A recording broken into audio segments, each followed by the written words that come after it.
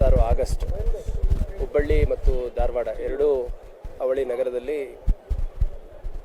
ಈದ್ ಮಿಲಾದ್ ಹಬ್ಬವನ್ನು ಅತ್ಯಂತ ಸಂಭ್ರಮದಿಂದ ಆಚರಣೆ ಮಾಡಲಿದ್ದಾರೆ. ಅದರ ಹಿನ್ನೆಲೆಯಲ್ಲಿ ನಾವು ಹೆಚ್ಚುವರಿ ಅಧಿಕಾರಿ ಸಿಬ್ಬಂದಿಗಳು ಮತ್ತು ಸ್ಟ್ರೈಕಿಂಗ್ ಫೋರ್ಸಸ್ ಡಿಪ್ಲಾಯ್ಮೆಂಟ್ ಮಾಡಿ ಧಾರವಾಡದಲ್ಲಿ ಮತ್ತು ಹುಬ್ಬಳ್ಳಿಯಲ್ಲಿ ಪ್ರತ್ಯೇಕವಾಗಿ ಬಂದೋಬಸ್ತನ್ನು ಮಾಡಿಕೊಂಡಿದ್ದೇವೆ. ಹೆಚ್ಚಿನ ಸಂಖ್ಯೆಯಲ್ಲಿ ನಮಗೆ ಹಿರಿಯ ಅಧಿಕಾರಿಗಳು ಫೋರ್ಸನ್ನು ಕೂಡ ಕೊಟ್ಟಿದ್ದಾರೆ, ಸ್ಟ್ರೈಕಿಂಗ್ ಪಾರ್ಟಿಗಳನ್ನು ಕೊಟ್ಟಿದ್ದಾರೆ, ಹೆಚ್ಚುವರಿ ಹೋಮ್ ಗಾರ್ಡ್ಗಳನ್ನು ಕೊಟ್ಟಿದ್ದಾರೆ. ಅವ್ರನ್ನೆಲ್ಲ ನಿಯೋಜನೆ ಮಾಡಿಕೊಂಡು ಆಯಕಟ್ಟಿನ ಜಾಗದಲ್ಲಿ ಯಾವುದೇ ಅಹಿತಕರ ಘಟನೆ ನಡೆಯದಂತೆ ನಾವು ಕ್ರಮ ಜರುಗಿಸ್ತಾ ಇದ್ದೀವಿ. ಸ್ಕೈ ಸೆಂಟ್ರೀಸ್ ಹಾಕಿರ್ತೀವಿ, ಪ್ರೊಸೆಷನ್ ಈದ್ ಮಿಲಾದ್ ಎಲ್ಲೆಲ್ಲಿ ಹೋಗುತ್ತಲ್ಲಿ.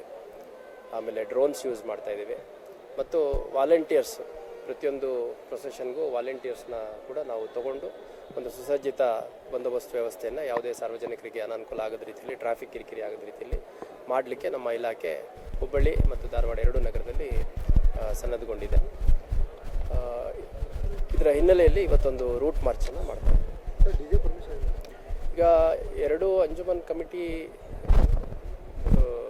ಅಧ್ಯಕ್ಷರು ಸೇರಿದಂತೆ, ಅಂದರೆ ಧಾರವಾಡ ಸೆಕ್ರೆಟರಿ ಅವರು ಬಂದಿದ್ದು ಮತ್ತು ಹುಬ್ಬಳ್ಳಿಯ ಅಧ್ಯಕ್ಷರು ಮಾಜಿ ಸಚಿವರು ಇಂಡಸ್ಗಿರಿ ಅವರು ಮತ್ತು ಸುಮಾರು ಒಂದು 100ಕ್ಕೂ ಹೆಚ್ಚು ಜನ ನಮ್ಮ ಕಚೇರಿಗೆ ಬಂದುಬಿಟ್ಟು, ಇದು ಪ್ರವಾದಿ ಪೈಗಂಬರ್ ಅವರ ಹುಟ್ಟುಹಬ್ಬ ಇದೆ, ಹಂಗಾಗಿ ಧಾರ್ಮಿಕ ಆಚರಣೆ ಇದು ಮತ್ತು ಅತ್ಯಂತ ಶಾಂತಿಯುತವಾಗಿ ನಾವು ಯಾವುದೇ ಗದ್ದಲ ಇಲ್ಲದಲೇ ಧಾರ್ಮಿಕ ರೀತಿಯಲ್ಲೇ ಮಾಡ್ತೀವಿ, ಹಂಗಾಗಿ DJ ಬೇಡ ಅಂತ ಮನವಿ ಕೊಟ್ಟಿದ್ದರು.